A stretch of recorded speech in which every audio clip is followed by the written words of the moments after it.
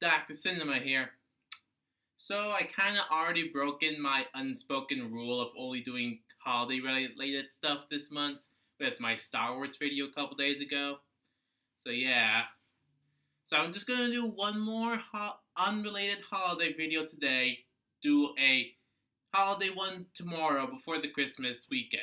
So, with that being said, this is a movie Face Off, the original Jumanji of the 90s, starring Robin Williams, going up against the new movie Jumanji-Welcome to the Jungle. So, 5 rounds. Let's do this. So, round 1 is the plot. So, the plot of the original Jumanji starts off seeing a couple of kids from like the 19th century burying this board game Jumanji, and it being picked up again, being discovered like the 60s, I want to say, the 70s, somewhere in that area, by a kid named Alan Parrish and his female friend, I want to say Sarah. Alan gets trapped in the game. Decades later, in the 90s, an orphan girl and brother, they play the game. They release Alan as an adult, starring Robin Williams, and they finish the game before everything gets out of control. And now the plot of the new movie is that it's set in modern era.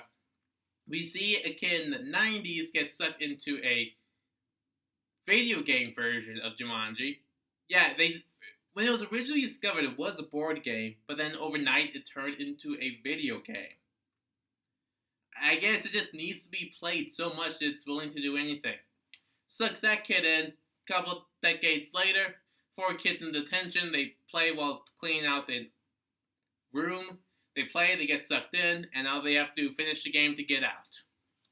So obviously, without saying, without the 90s movie, this one of today would be non-existent. And the plot of the new movie can get a little heavy-handed with the heart stuff. However, me saying there's actually heart in this movie is surprising to begin with. And there's actually some humanity in here. And a few moments I did chuckle and smile at. Because going in, I wasn't really expecting much. But this was pleasantly surprising. But of course, I just have to give it to the 90s one. I'm sorry, I just have to. So let's move on to round 2, the cast. So of course, the original has Robin Williams as Alan Parrish. I can't remember the names of anyone else.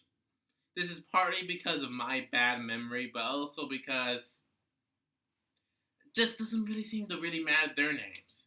Because they really don't leave that much of an impression on you. There's the orphan sister and brother, and while they're not terrible, they just don't really stand out. There's that officer cop, who's a little entertaining, I suppose. And then the girl, like I said, Sarah, and I'm still not even completely sure that's her name. And the only other guy I can remember from that Jumanji movie is that Hunter guy, who was just intimidating. Like, he's all in. But he's never really given a name either, which is the point because he's part of the game. But he still stands out other than Robin Williams. However, with this new one, the strongest part of this movie is with the main characters. You got... God damn, I already forgetting their names. Spencer. And a guy nicknamed Fridge, at least I hope that's his nickname. There's Bethany, and there's Martha. And of course, in their video game, they're in their avatars, played by The Rock, Kevin Hart, Jack Black, and the woman who played Nebula from the Guardians of the Galaxy movies. Yeah. And you got Nick Jonas in the role as the avatar of the kid that got sucked in during the 90s.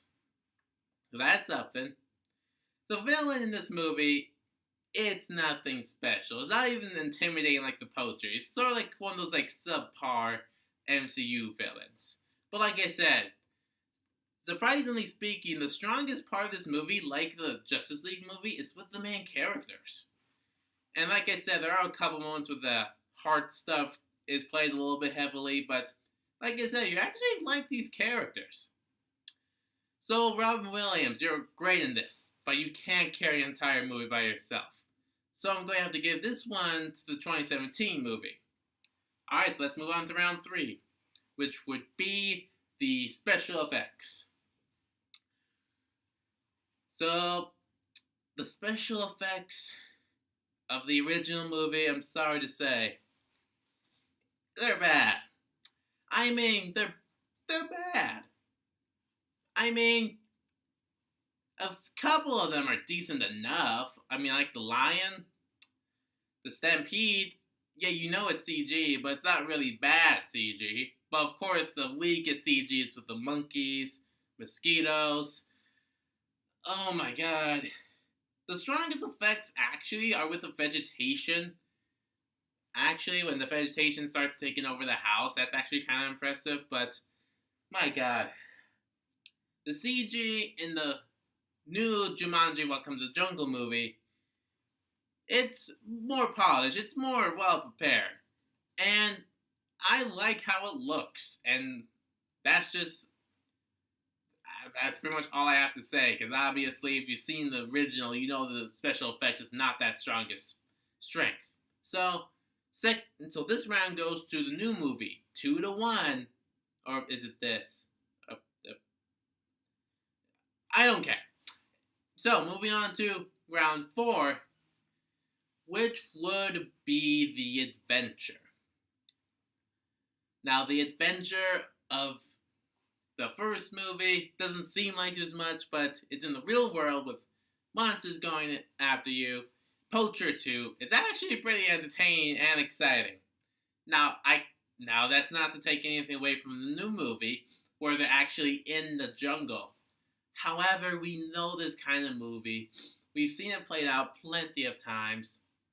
And so we really know that, even though it is fun to watch, you know they're going to make it out okay. And that's not to take anything away from this movie, which, like I said, is pleasantly surprising. However, with the kids' movie, it's just more than what you would have expected, which I do have to give it credit for. So this one goes to the original. So let's move on to the final round. It's a 2-2 tie. Final round, atmosphere. So this new movie is obviously an adventure, action, comedy film. And like I said, the comedy actually is fairly good. Not all of them land, but you do smile and chuckle in it. And the action and the adventure, like I said, is still fun to watch, and there is some cool action as well, especially from the girl especially the avatar that's supposed to be Martha, she does some pretty cool stuff. And of course, The Rock. And actually, as far as comedy goes, it's Jack Black the strongest one, actually.